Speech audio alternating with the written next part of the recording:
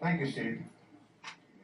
Good evening, everybody. Good evening. I'm delighted to be here. I'm honored to be the MLM specialist on retainer attorney for TelexFREE. I will give you a little bit of my background, and I'll get into some of the details of what Jim and Carlos and I talk about, and why I believe that you are in the right place at the right time.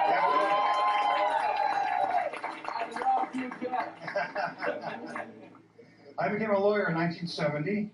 I joined Amway in 1982.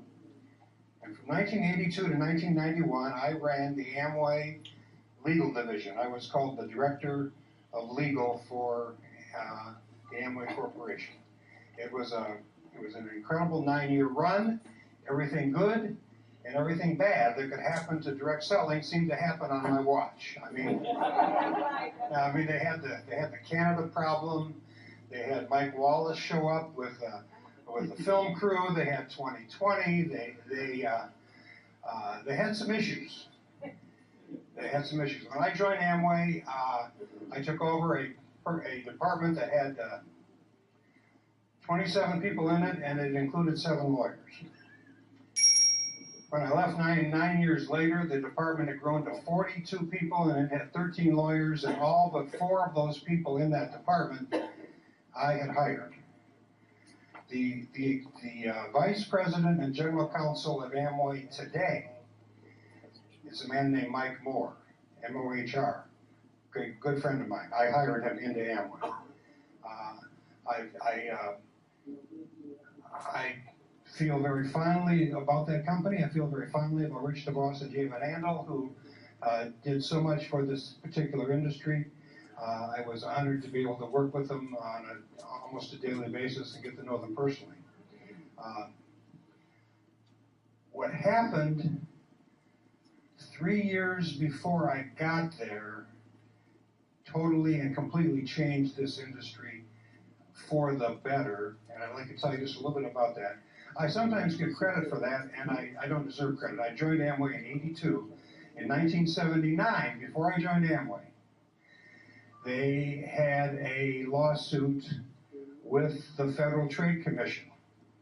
Federal Trade Commission versus Amway, and the Federal Trade Commission was claiming that they were an illegal pyramid. I'm sorry, that happened in 1978. The Amway won the case. It was held before, yeah, well, you can applaud that, absolutely. Basically, the administrative law judge said that the Amway business model, the direct selling method of selling products, it wasn't services at that time, but it applies to services today. The Amway method of selling products to customers using independent contractor representatives, people like you, as the channel of distribution. And you know what channels of distribution are. The most famous channels of distribution are fixed retail establishments like Walmart and grocery stores. The other famous channel is infomercials. Another famous channel is catalog stores where you call LL Bean and they'll send you a sweater. Those are channels of distribution. Anyway, independent contractor representatives is known as a channel of distribution.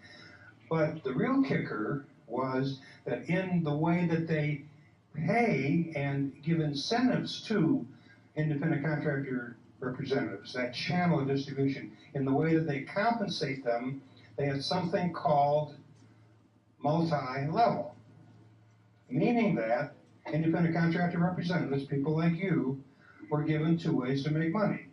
Sell the products to customers, receive a commission. Additionally and optionally, find other people who want to be like you, introduce them to the company. The company will keep track in their computer of who sponsors who in what you know as a genealogy or an upline or a downline. And when the second person sells products to customers and gets their commission, will give you, the person who sponsored them, an override, a bonus, a second commission, an upline commission. That twist that addition to the way that Amway was selling products and services was accused by the Federal Trade Commission as being an illegal pyramid. The administrative law judge listened to all the evidence and said, no, government, the Amway business model, with its protections in it, with the guidelines, with the way they do it, is legal. The government didn't like that, and they appealed.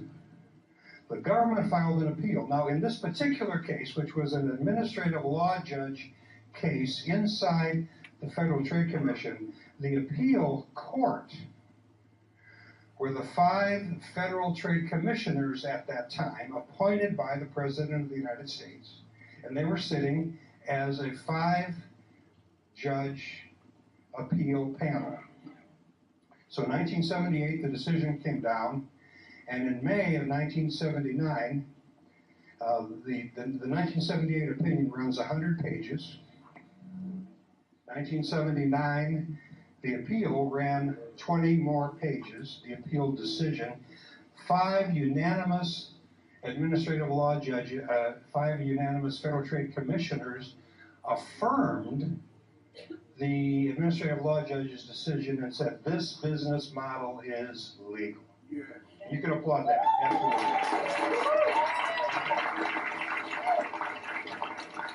That happened in 1978, 1979. I joined Amway in 1982. Sometimes when I'm introduced, I'm given credit for winning that case. I didn't win that case. But I did work with the Federal Trade Commission as the Amway lead lawyer in the follow-up to that case. And believe me, that is known as a seminal decision. That is paving the way for what you are doing today. Now, the critical issues here that I will explain in more detail when we talk about your plan is that you have a product or a service that you sell to customers, and that the customers use the service, and that the income that the company generates is from the sale and the use of the product being sold and used by end users. Now, can the end users be you guys? Can the end users be reps? Yes, it can. Of course, we want you to be the users of the product. We don't want you to be 100% the users of the product. We want you to also have outside customers. That's very, very important. And I'll get into that in more detail.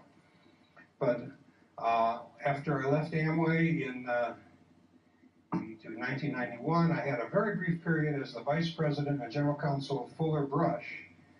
Fuller Brush did not make it in attempting to convert from direct selling to multi-level direct selling.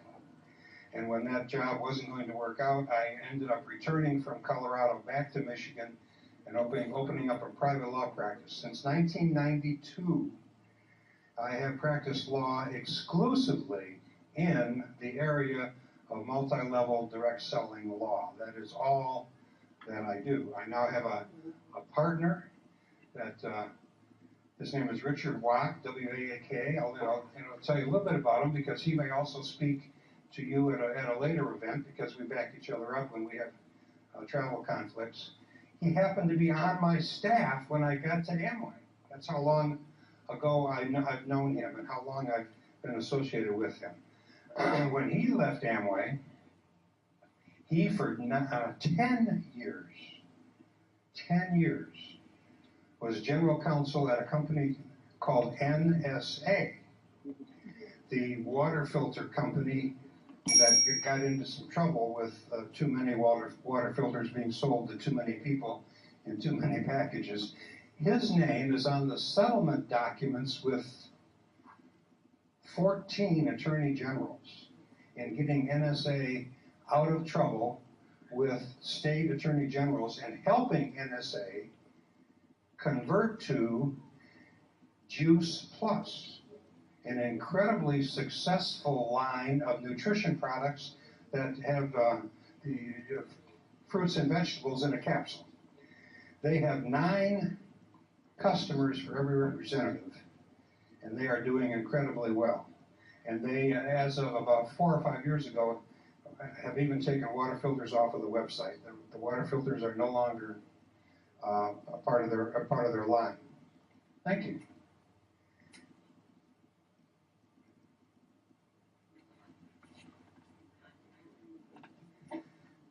When I started with Jim and with Carl, I realized your magic ingredient. The magic ingredient that separates you from some of the companies that have been indirectly referred to, that have gone down and have gotten in a lot of trouble. And that special ingredient is that you have a real product. You have a real product / service. You have long distance.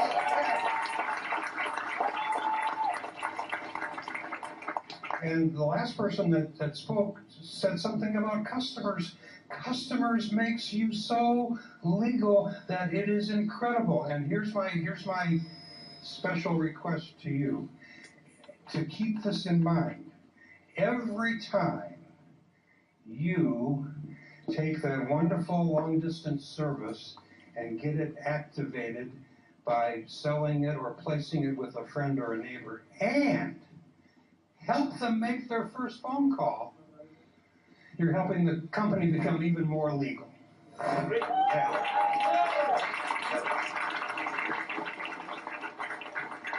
Now there's a lot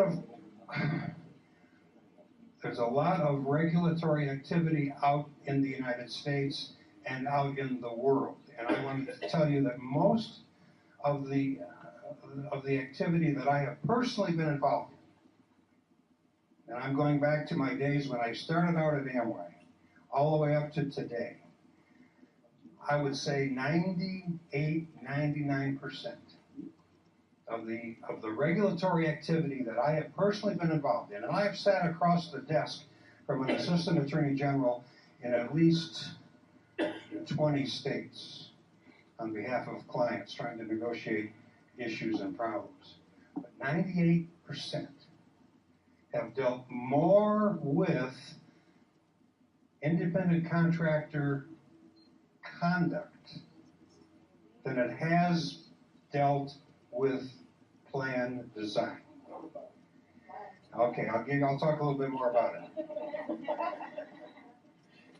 You can have legally designed plans that have been vetted by the Nira and Wack law firm and Jeffrey Babner and Grimes and Reese and D. Jack Smith and Kevin Thompson.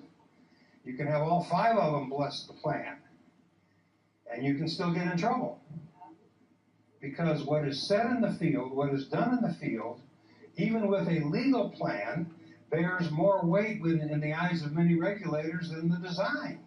You guys can control the future of this company. You've got to play it by the book. You've got to follow the instructions of the corporate leadership and your upline leadership.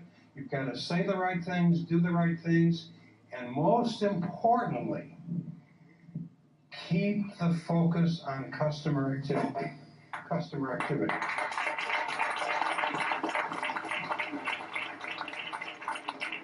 I'll give you one famous example of this issue of conduct versus design. Equinox. Everyone heard of Equinox? Yeah. Equinox had a comp plan that was modeled after the Amway plan, maybe a little more aggressive, but not that much so. They were a card-carrying member of the Direct Selling Association. They had a 3-lawyer in-house law department headed by a man named Val Miller, who I knew personally, incredibly competent. That plan was vetted by their own lawyers, was vetted by the Direct Selling Association government relations lawyers, and believe me, it was legal. They got shut down by the Federal Trade Commission, and Bill Gould received a lifetime ban from this industry. How'd that happen? Distributor conduct. The bad guy distributors, rather than following the plan and the safeguards and the guidelines in the plan, had converted the plan into a $5,000 front load abusive program, and they would tell their newly minted downlines, well, in our line of sponsorship, here's the way we do it. You fork over $5,000, and then you rent a little office from us in this building that we've got down the street, and everything is going to be fine. Well, it wasn't fine, and that wasn't the plan that was designed and vetted and approved. And the federal government said what's going on out in the field is so pervasive, and the company is not policing it and stopping it and pulling it back and disciplining people, that you're gone. That company's gone. It's shut down completely. Now, you know of some other examples. I don't need to go and name them all, but I just want to tell you how important you are. You are incredibly important. This company has a compensation plan that is unique. It's different. Some people might refer to it as somewhat aggressive. It is legally designed, and I can legally bless and defend your compensation plan if and only if it leads to its intended result. When you place ads, what are you trying to do? You're trying to get customers. You know, when you are rewarded for putting more customers on the books and helping those customers make their first phone call, find out how valuable the service is, find out that it was costing them $100 to $200 a month to stay in touch with their family and their relatives in another country, and now it only costs them $49 a month, and they're going to lead you to more customers, and that is the absolute positive name of the game. Yeah. I am delighted to be on board. I do usually tell a few. What do I need to do? Oh, I need to back up. Oh, okay. Okay. Right there. Okay. Sometimes I try to lighten up. Listening to a lawyer is not the easiest thing. I know, and I appreciate that you guys cut me some slack. But I do have a collection of lawyer jokes, and sometimes I just try to lighten it up by telling a few jokes on myself. And you know what they call 12 lawyers parachuting at the same time? Skeet.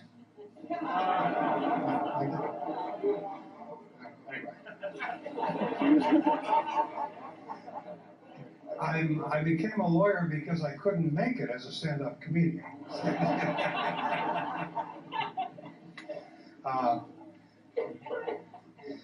The subject has come up about registrations. We are registered in the states where we need to be registered. There is not a 50-state registration requirement for our business model. Amway is only registered in 8 states.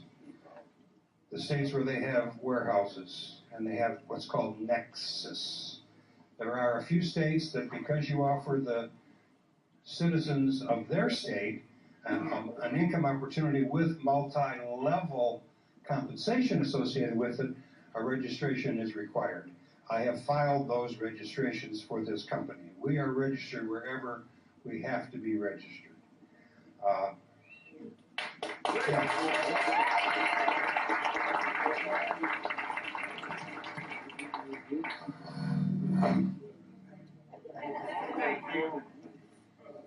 I'm not sure why that is, but it is. Okay, I'll take it. They said I should take some questions, and I'm happy to do that. Customer distributor ratio. What's an acceptable ratio? What's the bare minimum you believe in the customer distributor ratio? A customer distributor ratio. Good question. I believe that it is okay to have a very high percentage of your customers be yourselves, your own the representatives of the company. However, the amount of representatives, the amount of customers that are not representatives needs to be some number, and the number that I'm on the hook for, because I've written it in a few articles, is 20%. Now, I'm not sure that this company is there yet, but I know it's moving in that direction, and I'm comfortable with the movement and the trend in here. But what I'm basically saying is that we want all of you to be customers of the product. There is nothing illegal or immoral or improper with that, and do that. But every time you bring to the table a non-rep customer, in addition to you having the service activated and being used, you are helping the statistics and you're helping the company. And so keep that in mind. And if we're not near 20%, we're getting there. And that is a guideline. Let me tell you why that number is, okay? There are some companies out there that have been shut down, even though they had a product, a legitimate product, a real product that was actually being used, because the only people who were using the product were their own representatives. Why is that a problem? It's not illegal in and of itself, but here's the issue. If you have a closed system where only your own representatives buy what you are selling, you create a presumption in the law that but for the income opportunity being offered to you representatives, nobody would buy the product. Therefore, all of the money being spent on the product is a disguised headhunting fee, and it's an illegal pyramid. Now, why do I say 20%? 20% to me, as a lawyer, for you and for many other clients, says, come on, don't give me zero, give me something. I'm not going to say give me 50% or give me 70%, because none of the big direct selling companies in the DSA even can ever meet those numbers either. But give me something above zero. If I have statistics from a client, TelexFREE or my other clients, that 20% or so of what they are selling is being purchased by other than their own representatives, it rebuts the presumption, you see, that but for the income opportunity, nobody would buy your stuff. It legitimizes what you're selling. It says what you're selling has intrinsic value in and of itself, and is not being purchased only as an adjunct to the income opportunity. You have intrinsic value in your $49 long distance product. You know how valuable it is. Every time you have a non-rep activate one of those accounts and you help that person, even if it's your brother or your niece, make their first phone call, you're helping us. You're giving us more statistics of the legality of not only the design of the program, but about the way the program is being implemented in the field. Good question, thank you. Other questions? Contracts. How many contracts in the first purchase? Is there a limit there? That's a very important question. I'm going to defer that to the people that talk about that tomorrow. Okay, yes. What states are you registered in? What states are you registered in? The 5 states that require registration are Massachusetts, Wyoming, Georgia, Montana, and Louisiana. You're registered in Ohio? Yes. Yes, we are. Yes.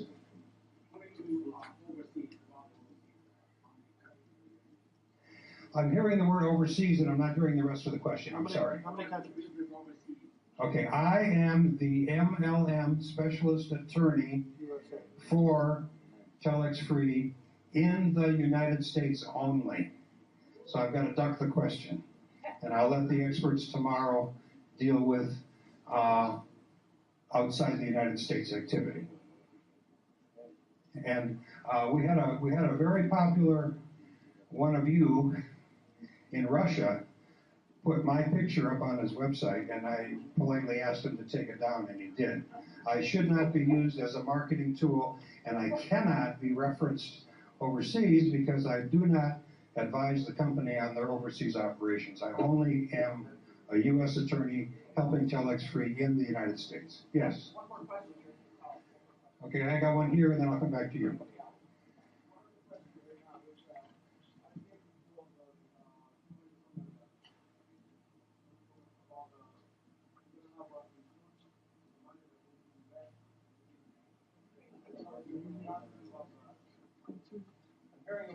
I'm hearing the word insurance. And Insurance for the money we put into the company. I'm not understanding. I'm sorry, I'm not understanding the question. The last question. What about when people talk and they call this an investment? Talk about that word, please, Jerry. Thank you. The question is the word investment. Take it out of your vocabulary. The word investment has a special meaning to the Securities and Exchange Commission. It is a highly sensitive, regulated word. We are not offering anybody in this country or in any country an investment. We have to be very cautious about how the word is translated into other languages. And I'm not bilingual, so I can't help there, but do not use the word investment. You are not offering anybody an investment, and we don't want the word anywhere in our literature, and we don't want to use verbally in any of our meetings. Please.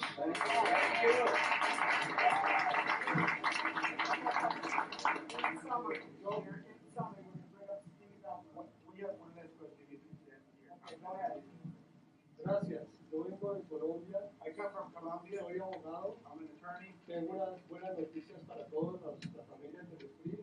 En Colombia hace un mes nos aprobaron la ley multinivel legal.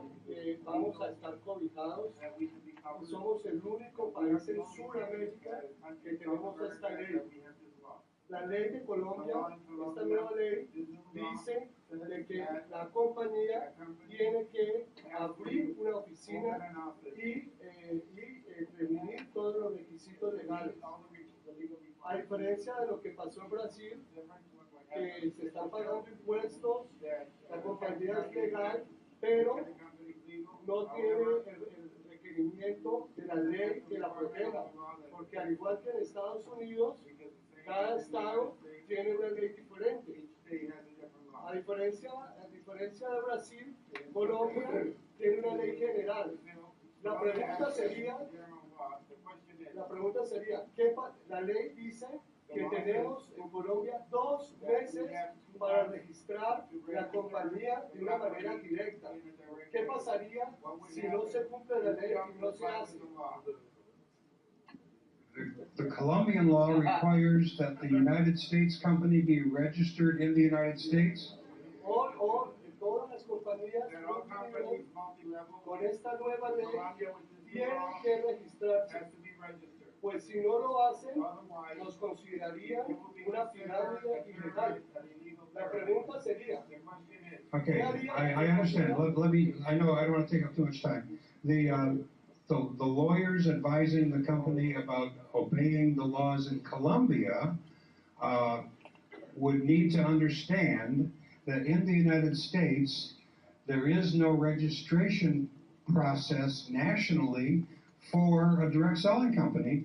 And although we have 5 states that have a registration process, and we can share with the Colombian lawyers those registration documents, we don't have in this country a way to register TelexFREE or Amway or Herbalife or Mary Kay with the Federal Trade Commission. There is no way in this country to register TelexFREE or any of the other companies with the Securities and Exchange Commission. There is no way to register this company with any federal agency because the process for registration doesn't exist. So I will be available to tell the Colombian attorneys hired by TelexFREE to assist in obeying Colombia law I'll give them that information, but that's my response. I'm sorry. We don't have a registration process in this country for direct selling companies at the federal level. In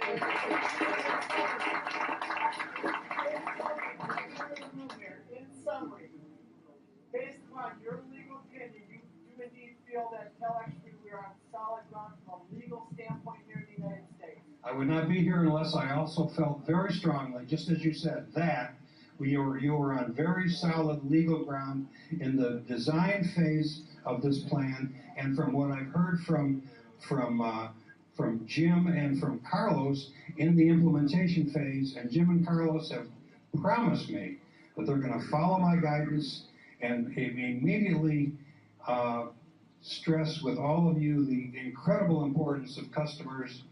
And I want to wrap it up, but this lady's had her hand up for quite some time.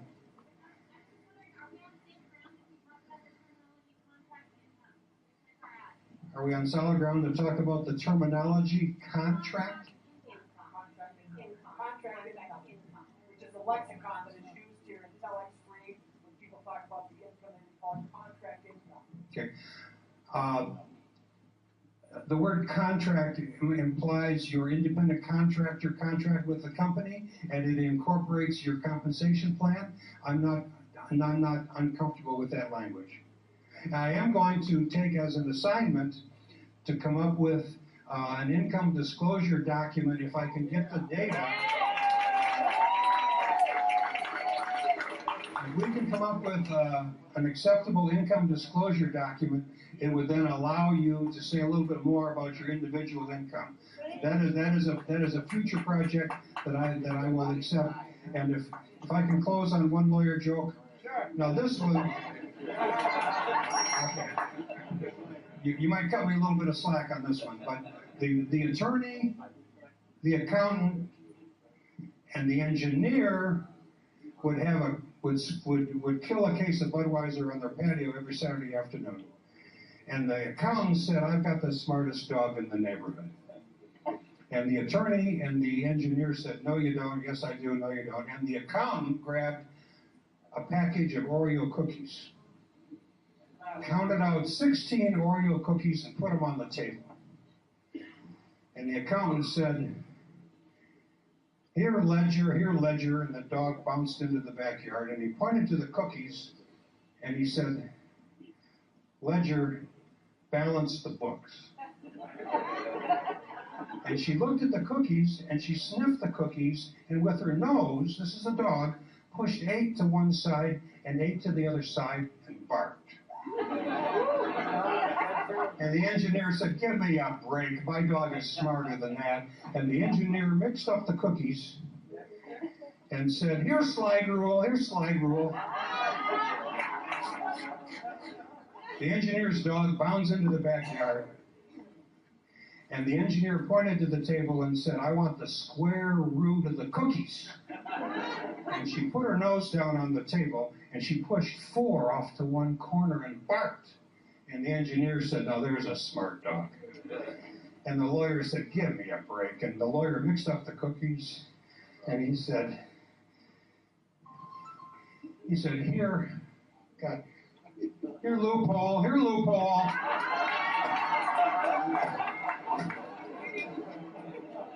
Big ugly dog bounds into the backyard, and the lawyer says to the dog, "Loophole, look over this situation and take care of everything." And Loophole made love to the 2 dogs and ate the cookies.